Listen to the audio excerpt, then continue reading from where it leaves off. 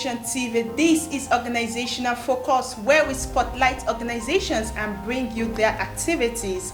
Okay, in light of the World Safety Patient Day, which was on the 17th of September 2023, we actually plan to bring you health organization, but then we'll leave that for another time. Today we are spotlighting the Accident Prevention and Rescue Initiatives, an NGO that partners with the VIO and is in charge of the special trade license. Wondering what this initiative is all about? Let's hear from the Executive Director, Mr. Prince Fidelis Inande. We are known as the Accident Prevention and Rescue Initiative. Yes. Our focus is in the efforts towards reduction or prevention of road crashes, road accidents as you may call it. And the organization has been very much active and have outlined various strategies with which to educate the public and also school children so that the rate at which people are killed on the road is minimized or reduced. Because from our experience, we have come to realize that lack of road safety education is contributing to the carelessness to which people are exposed to risk of road crashes. I mean, getting involved in road accidents. You get to know that road safety education or road traffic safety education is the least that has always that have been made public. It's not taught in many schools. Even within the civil society, it is not a common sector where you say people are always being educated to understand the risk involved while using the road. So we are exposed to doing that. We are disposed to doing that, and that is what we are doing. Well, the organization was founded in 2006, and also given the certificate to operate as a government-recognized non-governmental body. Okay, that is it about the NGO. I also told you that they are in charge of special trade license. Let's go hear what they do in that regard. The implementation of special trade license trade license is a regulation made by the laws of states, and it is one of the measures that is aimed at stopping accidents before it occurs.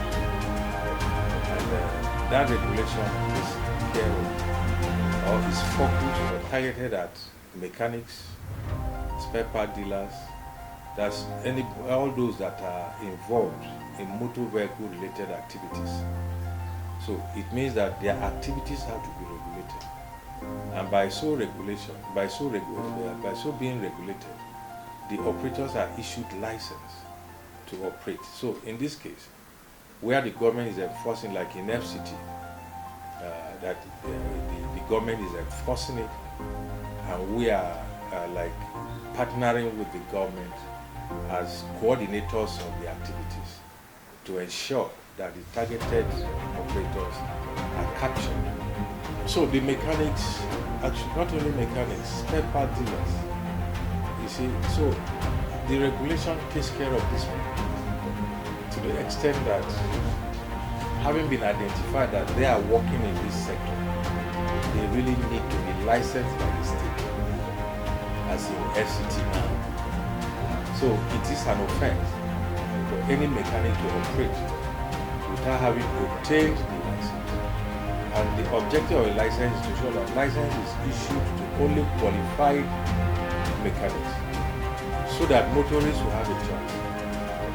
You either go to a licensed mechanic, or you decide to go to anyone, but it is better motorists take their vehicles to a licensed mechanic to take care of it. vehicle. The same thing applies to spare part dealers. The same thing applies to electricians. Those who have one or two things to do with the vehicle. Because you can understand that it is also the VIOs that conduct vehicle inspection. So as the authority that conducts vehicle inspection, they should also be in a position to know the mechanics that work on vehicles, so that even when a vehicle is not roadworthy, the owner of the vehicle can identify the mechanic that worked on his vehicle. We have seen a situation where if organizer has fixed a tire, but could not tighten the bolts. And when the driver drives up, maybe trying to increase speed, the tire pulls up and there's a crash. And lives will be lost. So these are the essence of, the regulation of a special trade license. They're supposed to display it in their workshop. And moreover, there is a signboard that will be issued to identify that everywhere you are passing on the road, you will see the signboard to know that this mechanic or this spare part dealer or this motor dealer is already licensed by the state or FCT as the case may be. Yeah, what I would like the public to know is the fact that road crash, road accident is in fact is the primary cause of death in Nigeria, because that is where a lot is happening. Meanwhile, the society are not conscious. So the drivers begin to understand what it takes to be conscious. But the most important thing is to be conscious of your safety while on the road. Whether you are a driver or you are a pedestrian, it is being conscious about your safety. That is what matters most. That is part of the road crash reduction measures. Yeah, there are various measures that can be adopted or applied. It depends on who is concerned at individual level and also at corporate level. At the individual level, it's about developing the consciousness, and that is why when we engage in a campaign, in our campaigns, we are driving that consciousness in the people, so that what they hear is what they begin to, act upon. For instance, on a highway, before you cross the highway, there is the need to look left, right, again, look left, right again until you've crossed the highway, you cross the road to the other side. But then, the most important thing is this consciousness, so that people begin to develop the consciousness for their safety. They must be conscious of safety, because you cannot run yourself into such risk of not taking your individual measures to know that you need to stay alive, and at the same time you will not want to go through the trauma of getting killed in a speeding vehicle. And so it's not only there are various areas we're talking about here. We talk about corporate organizations that employ drivers. So these drivers also have to develop this consciousness by observing speed limits, observing the road before they do overtaking, because overtaking and speeding is one of the major causes of road accidents. And we are doing a lot of passing messages, seminar, advocacy messages, conducting civil campaigns at various levels at which we can reach out to the people, because road crash index today is growing. It's not going down, it is growing. Not only in Nigeria, it's an African problem, and it has affected the lives of people, bringing about poverty, because every family you meet today, or some of the families you meet today, will give you an account of their own experience, how a breadwinner was killed by a careless driver, a driver that is not conscious about his safety and the safety of others. So So that is one of the things that Nigeria needs to really give much support to.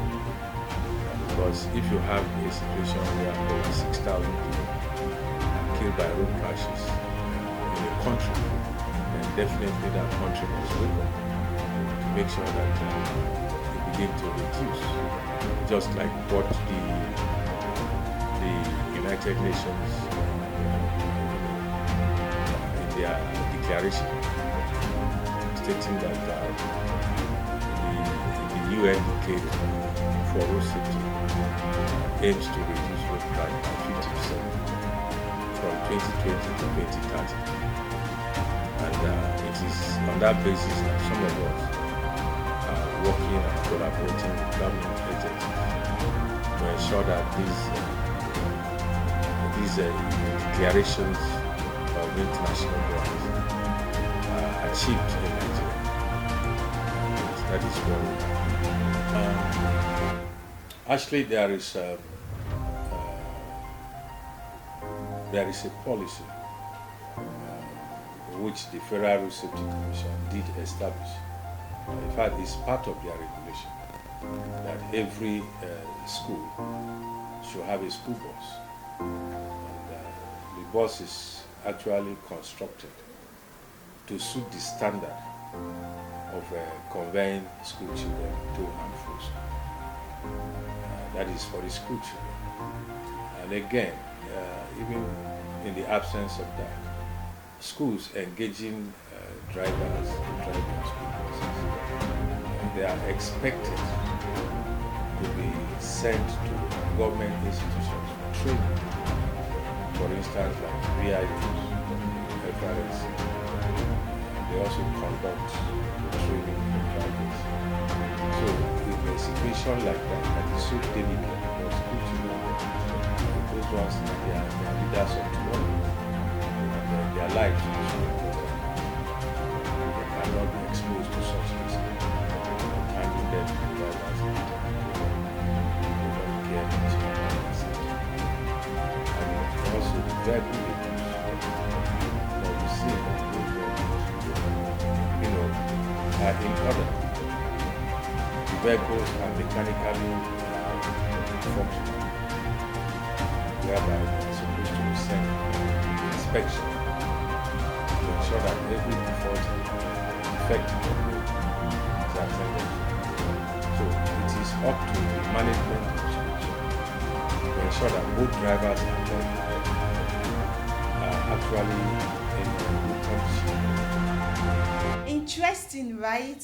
Oh wow, now we know that our mechanics, motor spare part dealers, vulcanizers, and all those that had one or two things to do in a car must be licensed. So when you take your car out for repair, or maybe you buy a product from a spare part dealer, be cautious of the license. Like he said in the video, the license are meant to be placed outside, so you check out for the license to be sure that whoever that is handling your car or giving you a product is a professional. That's quite a very interesting revelation. And also, over 35,000 people are involved in road accidents, either fatal or lost of lives in properties. I urge us all to be very careful while we move about our daily activities from one place or the other, to be very careful and to be cautious, not to be negligent. Our lives is our utmost priority.